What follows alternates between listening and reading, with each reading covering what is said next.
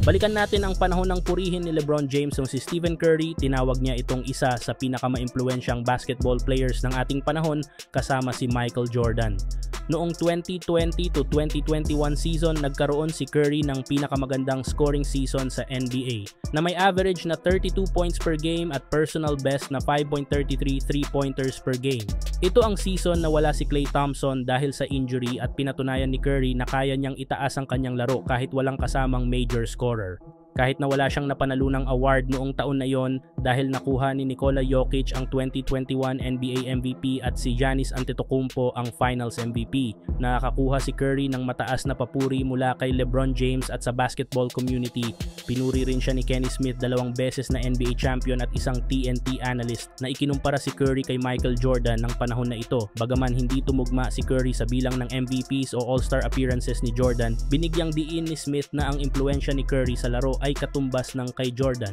Si Curry ay patuloy na nagbibigay ng natatanging performance tulad ng ipinakita sa Paris Olympics at sa kanyang kamakailang NBA season na kung saan nag-average siya ng 26.4 points per game sa 74 regular season games.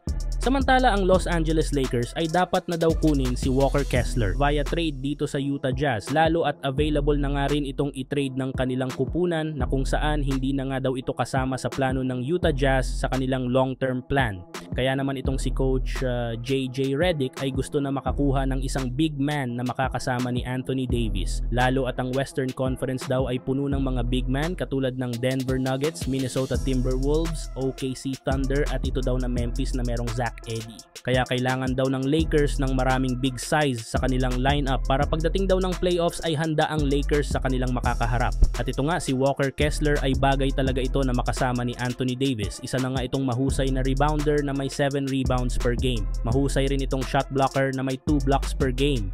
Ang maganda pa kay Walker Kessler ay isa itong lob threat sa mga kalaban, na bagamat mabagal itong mag-switch sa depensa at kulang ito sa kakayahan sa kanyang shooting lalo na sa 3-point area, ay malaking bagay naman yung mga rebounds at depensa na magagawa niya para sa Lakers, lalo at pinakakailangan ng Lakers na mapigilan ang malalaking sentro ng kalaban. Isa pa ay mapapalakas ni Walker Kessler ang rebounding ng kanilang team, na dito ay may makakatulong na sila LeBron at Davis. Pero mga tropa, malaking bagay pa naman ang maaaring ibigay ng Lakers na kapalit sa Utah Jazz, kabilang na dito ang kanilang 2029 future first round pick. Unprotected kasi yun mga tropa, ibig sabihin ay kung ano ang makuha ng Lakers sa draft lottery ay yun ang makukuha ng Utah Jazz pag nagkataon. Lalo at panigurado na magiging lottery team ang Lakers sa taon na yon dahil wala na si LeBron sa taong 2029, na dito ay hindi na sigurado kung makakapasok sila ng playoffs. Kaya nasa top 4 picks ang possible na makuha ng Lakers sa taon na yon sa NBA lottery. Kaya mas maganda kung mag-antay na lang ang Lakers na maging available na sila Jonas Valanciunas at Wendell Carter Jr. na bukod kasi sa size at depensa ay may mga shooting din sa labas ang mga player na ito. Kaya naman ay makakatulong din sila sa opensa ng Lakers. Kung kayo mga tropa ang tatanungin, dapat na bang kunin ng Lakers si Walker Kessler?